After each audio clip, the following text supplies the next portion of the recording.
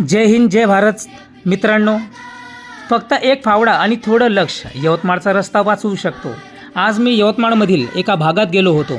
तिथं रस्त्यावर मोठ्या प्रमाणात पाणी साचलेलं होतं. नागरिकांनी मला सांगितलं, भाऊ हे थांबवावा, खूप त्रास होतोय. मी परिस्थिती पाहिली आणि एक गोष्ट स्पष्ट लक्षात आली, हे केवळ त्या भागाचं नव्हे तर संपूर्ण यवतमाळ शहराचं वास्तव आहे. जिथं जिथं समस्या असते तिथं उपाय म्हणून फक्त मुरुम टाकला जातो, पण तो मुरुम 2 दिवसात उखडतो, पुन्हा साचतं आणि पुन्हा लोक त्रस्त होतात. पण आज त्या स्पॉटवर एक वेगळं काम केलं आहे. फक्त एका फावड्याने एक नाली खोदली, रस्त्यावर साचलेले पाणी वाहून गेले, रस्तेही मोकळं झालं आणि दुर्गतीही थांबवली. आता तिथं मुरुम टाकण्याची गरज नाही.